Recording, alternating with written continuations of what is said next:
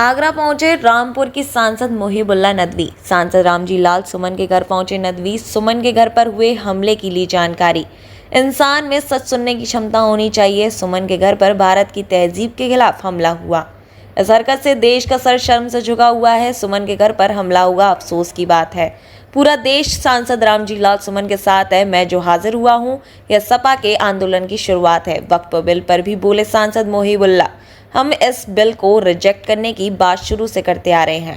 मोहतरम जनाब सुमन जी देश की सियासत के एक बहुत अजीम इंसान हैं और शुरू से ही समाजवादी विचारधारा की झंडा उठाए हुए हैं। समाजवादी पार्टी के वरिष्ठ नेता हैं और मुझे अभी मालूम हुआ कि आप 77 से हैं और हमारी 76 की पैदाइश है। गोया कि हमारी जितनी पैदाइश है, हम जैसे नए लोग जो सियासत में आ रहे हैं, आपकी पॉलिटिकल लाइफ उससे भी ज़्यादा है।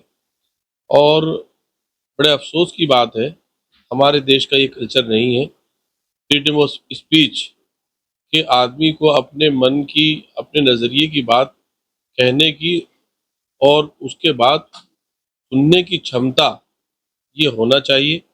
आप उससे सहमत हों या असहमत हों, लेकिन जिस तरह से इतने वरिष्ठ आदमी, एक वरिष्ठ नेता, देश के इतने बड़े खिदमत करने वाले और इतने लोकप्रिय आदमी जो 4 बार देश की पंचायत, जो सबसे बड़ी panchayat parliament house of India, उसके मेंबर रहे हों और अभी भी वर्तमान में भी मेंबर हों, उनके घर पर जिस तरह से गैर अखलाकी, गैर इंसानी और जो भारत की तहजीब है, जो भारत का कल्चर है, उसके खिलाफ जो बात पेश आई है, इस हरकत ने देश का सर शर्म से झुका दिया है।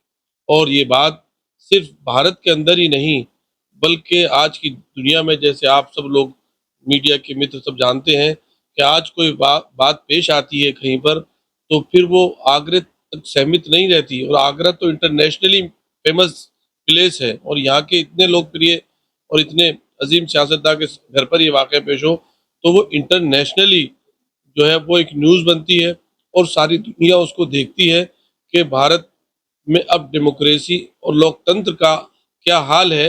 इस वजह से ये बहुत ही अफसोसनाक खबर है।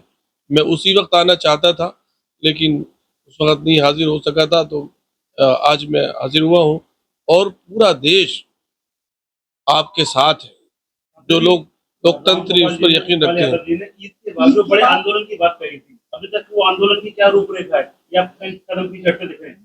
कोई कदम पीछे नहीं उठ रहा। ये मैं जो हाजिर हुआ हूँ, ये उसकी शुरुआती तो है और जैसे पार्टी की गाइडलाइन होगी हम लोग उस पर अमल करेंगे और सब लोग आकर के यहाँ पर अपना इत्तेहाद और यकजहती का मुजाहरा भी करेंगे। और हम सब लोग, सारे भारतवासियों के लिए एक शर्म की बात है ये लोकतंत्र के लिए शर्म की बात है कि इतने अजीम हम सियासी रहनुमा के घर पर इस तरह से कल्चर, डेमोक्रेटिक कल्चर नहीं है, ये लोकतंत्र कल्चर नहीं है।